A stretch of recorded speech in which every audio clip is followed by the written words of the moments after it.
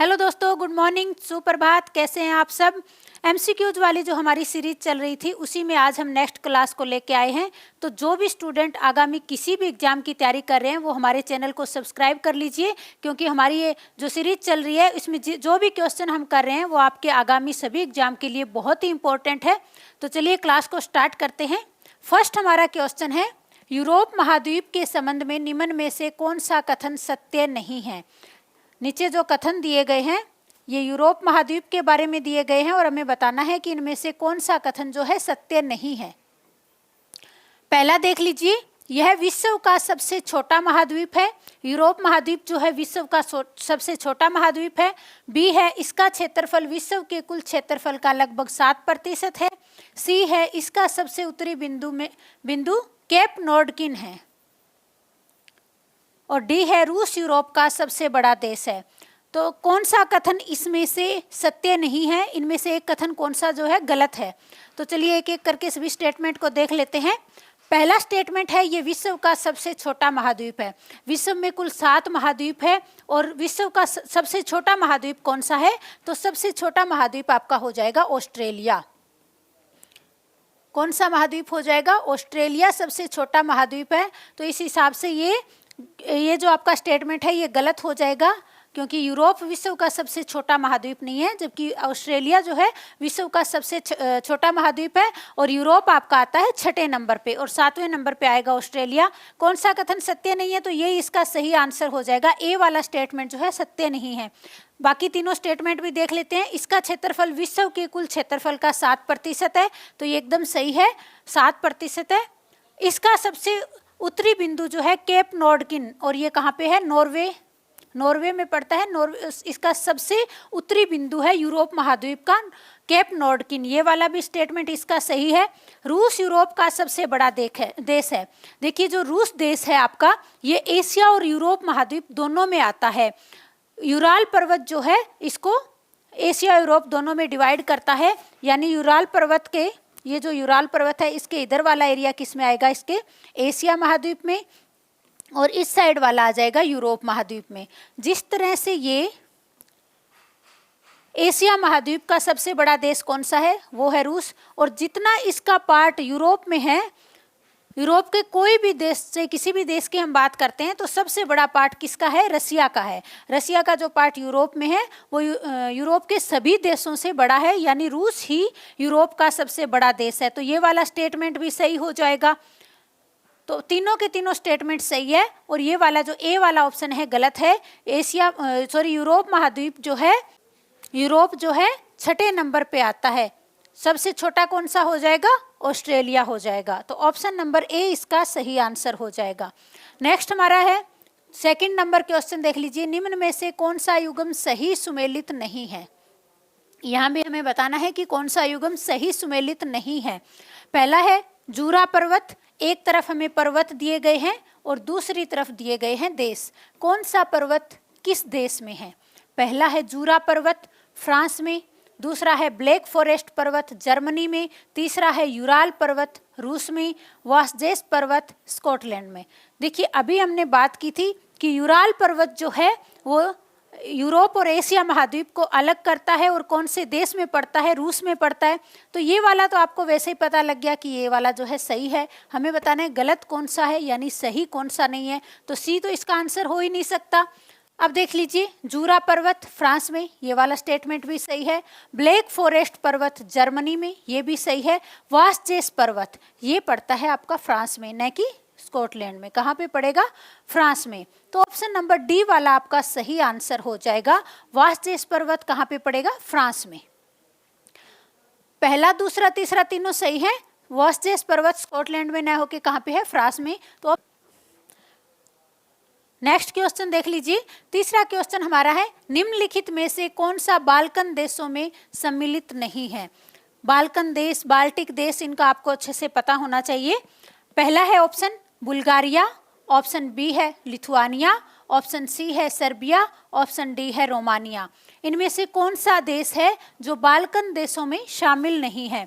जो बाल्कन खाड़ी के आसपास के देश हैं उन्हें बाल्कन देश कहा जाता है। यूरोप के अंदर है ये बुल्गारिया, ये आपका बाल्कन देशों में शामिल है। लिथुआनिया लिथुआनिया, एस्टोनिया और लातविया।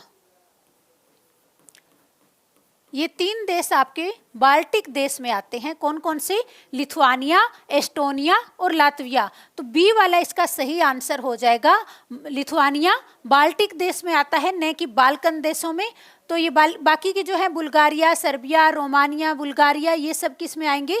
ये आएंगे बाल्कन देशों में। जबकि लिथुआनिया, एस्टोनिया और लातविया ये तीनों देश क्या है? ये तीनों की तीनों है बाल्टिक देश। कौन से देश हैं? बाल्टिक देश।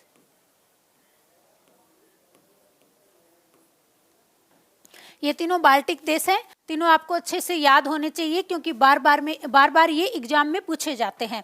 तो चलिए नेक्स्ट क्वेश्चन देख लेते हैं। नेक्स्ट हमारा क्वेश्चन है, निम्नलिखित में से कौन सा शहर डेन्यूब नदी के किनारे नहीं बसा है? डेन्यूब नदी के किनारे कौन सा देश नहीं बसा है? पहला है बेलग्रेड, दूसरा है बुडापेस्ट, तीसरा है लियोन और चौथा है वियना। इनमें से कौन सा एक ऐसा देश है जो डेन्यूब नदी के किनारे नहीं बसा है? डेन्यूब नदी आपकी कहाँ से निकलती है? जर्मनी से निकलती है और पूर्व की ओर बहते हुए कहाँ पे गिरती है? ये डेन्यूब नदी आके गिरती है काला सागर में।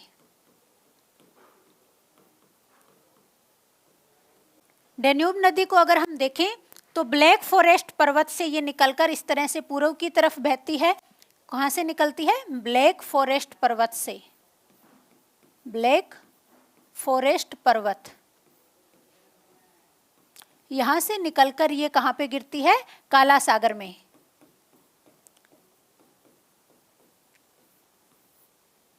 क्वेश्चन हमसे पूछा गया, निम्नलिखित में से कौन सा शहर डेन्यूब नदी के किनारे स्थित नहीं है? जो ये चारों शहर दिए गए हैं, इनमें से कौन सा शहर है जो डेन्यूब नदी के किनारे स्थित नहीं है?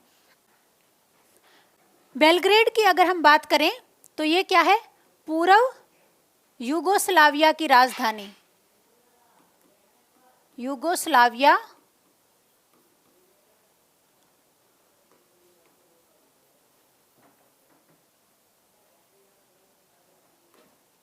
पूर्व यूगोस्लाविया की राजधानी कौन सी हो जाएगी? बेलग्रेड। उसके बाद में है बुडापेस्ट। ये किसकी राजधानी है? हंगरी की। हंगरी की राजधानी है बुडापेस्ट। लियोन ये फ्रांस का एक शहर है। फ्रांस का एक शहर। उसके बाद में आपका आएगा वियना। ये ऑस्ट्रिया की राजधानी हो जाएगी। किसकी राजधानी हो जाएगी? ऑस्ट्रिया की राजधानी।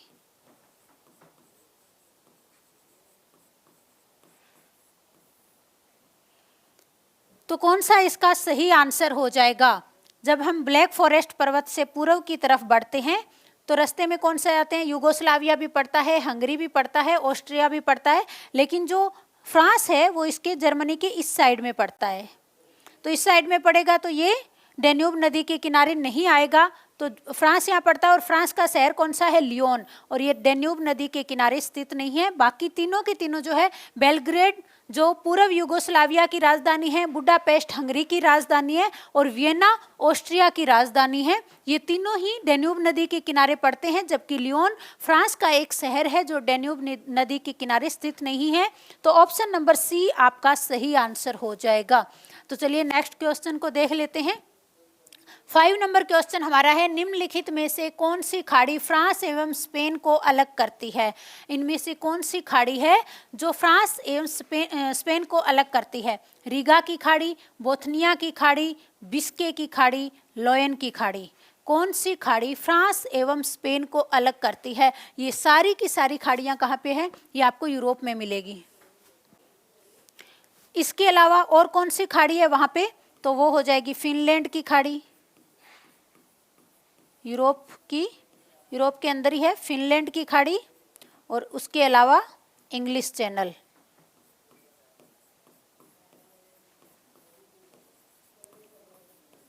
ये भी यूरोप में है। कौन सी खाड़ी जो है फ्रांस एवं स्पेन को अलग करती है? तो इसका सही आंसर हो जाएगा बिस्के की खाड़ी। ऑप्शन नंबर सी आपका सही आंसर हो जाएगा।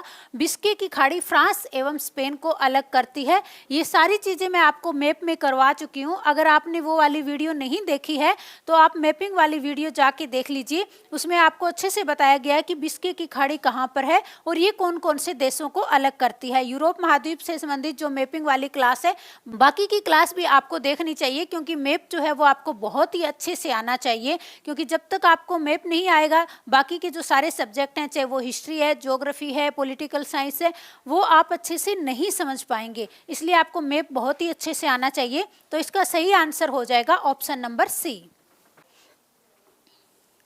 तो चलिए नेक्स्ट क्वेश्चन देख लेते हैं। निम्न में से कौन से कथन सत्य है? जो कथन दिए गए हैं इनमें से कौन से कथन सही है? पहला है जिब्राल्टर जल संधि यूरोप एवं अफ्रीका महाद्वीप को अलग करती है। दूसरा है यह भूमध्य सागर और अटलांटिक महासागर को जोड़ती है। सबसे पहले तो आपको ये पता होना चाहिए जिब्राल्टर जल संधि कहाँ है। तो जो ये यूरोप का पार्ट है और नीचे का पार्ट हो जाएगा आपका ये वाला, ये है भूमध्य सागर, ये अफ्रीका है, ये कौन सा सागर हो जाएगा? भूमध्य सागर। और ये पार्ट है आपका यूरोप का। तो भूमध्य सागर और अटलांटिक सागर, कौन सा सागर हो जाएगा यहाँ पे? अटलांटिक सागर।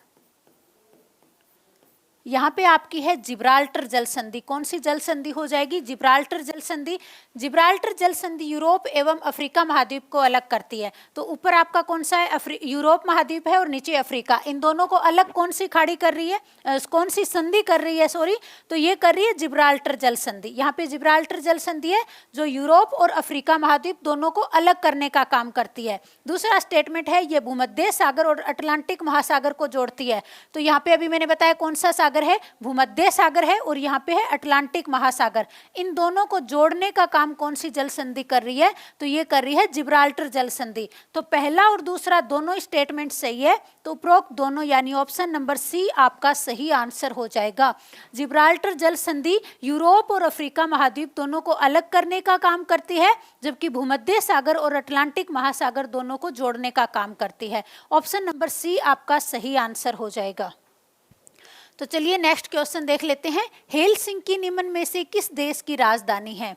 हेलसिंकी किसकी राजधानी है?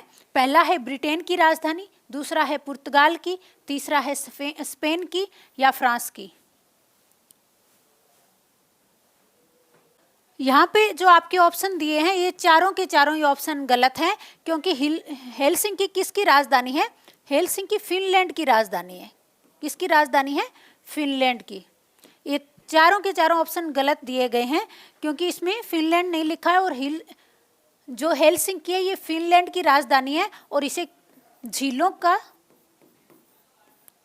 देश भी कहा जाता है। फिनलैंड को झीलों और वनों का देश कहा जाता है और हेलसिंकी फिनलैंड की राजधानी है। ये चारों के चारों स्टेटमेंट आपके गलत हो जाएंगे, तो आप इसको सही कर लीजिए। कोई भी ऑप्शन जहाँ पे आप फिनलैंड रख लीजिए और इसका आंसर क्या हो जाएगा? फिनलैंड। फिनलैंड की राजधानी कौन सी हो जाएगी? हेलसिंकी। तो चलिए नेक्स्ट क्वेश्चन देख लेते हैं। निम्न में से किसे लघु यूरोप की संज्ञा दी जाती है? कौन सा ऐसा देश है जिसे लघु यूरोप की संज्ञा दी जाती है? ऑप्शन ए है ब्रिटेन को, ऑप्शन बी है पुर्तगाल को, ऑप्शन सी है स्पेन को या ऑप्शन डी फ्रांस को। कौन सा देश है जिसे लघु यूरोप की संज्ञा दी जाती है? क्वेश्चन नंबर 8 का सही आंसर देंगे। जिस भी क्वेश्चन का आंसर आपको आ रहा है उसका आंसर आप कमेंट बॉक्स में दे सकते हैं। तो चलिए बताइए इसका सही आंसर क्या हो जाएगा? निम्न में से किसे लघु यूरोप की संज्ञा दी जाती है? भूमि और जलवायु की दृष्टि से कौन सा देश हो जाएगा? फ्रांस देश को।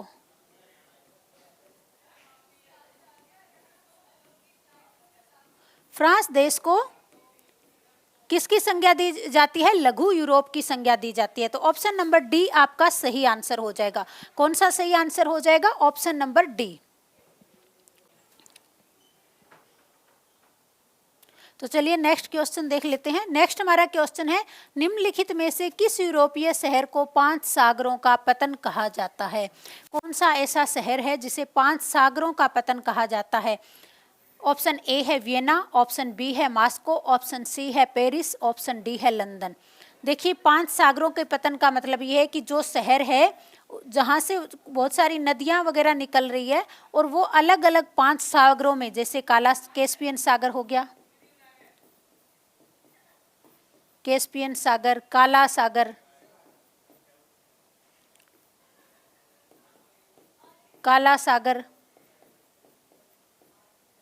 श्वेत सागर,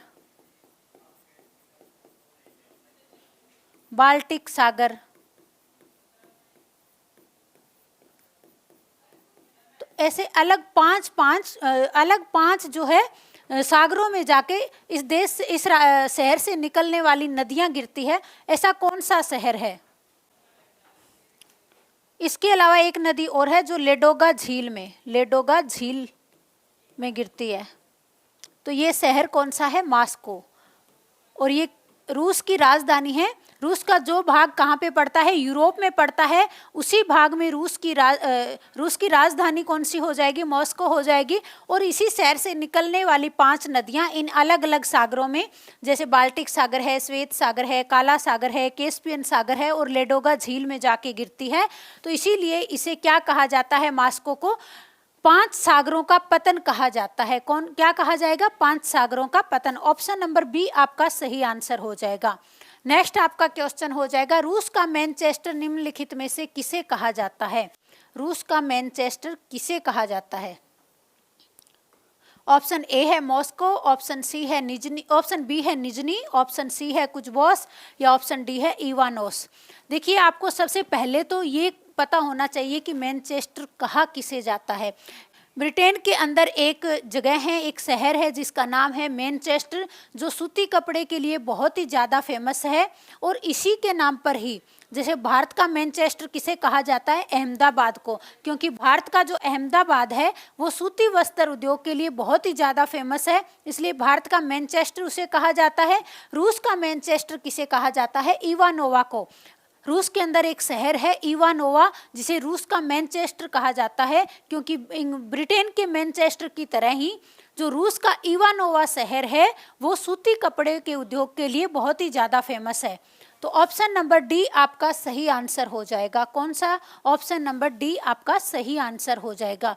तो आज की क्लास में जितने भी क्वेश्चन हमने कंप्लीट किए हैं वो आपके आगामी एग्जाम के लिए बहुत ही महत्वपूर्ण है। तो जो भी बच्चे आगामी किसी भी एग्जाम की तैयारी कर रहे हैं वो हमारे चैनल को सब्सक्राइब कर लीजिए, ताकि हमारी आने वाली सभी वीडियो आप तक पहुँचती रहे। इसके अलावा मैं आपको एक बात और बता देना चाहती हूँ कि जल्द ही हमारे इसी चैनल पर हम मेन्स के आंसर राइटिंग शुरू करने जा रहे हैं। मेन्स का आंसर आपको कैसे लिखना होता है, अलग अलग क्वेश्चन पे, अलग अलग सब्जेक्ट के अलग अलग क्वेश्चन आपको इसी चैनल पे लिख के बताए जाएंगे। क्वेश्चन उसके कि कैसे उसका आंसर लिखना है, कैसे उसमें मैपिंग करनी है, कैसे आंसर को पॉइंट्स में लिखना है, कैसे उसमें डायग्राम्स को बनाना है और कैसे आंसर में किसी भी रिपोर्ट, डेटा, सूचकांक को आप शामिल कर सकते हैं। तो जो भी बच्चे यूपीएससी या पीसीएस के एग्जाम की भी तैयारी कर रहे हैं वो हमारे चैनल को सब्सक्राइब कर लीजिए, क्योंकि हमारे जो मेंस के क्वेश्चन हैं वो आपके लिए बहुत ही इंपॉर्टेंट होंगे। तो आज की क्लास में बस इतना ही। नेक्स्ट क्लास में फिर मिलेंगे, तब तक के लिए धन्यवाद।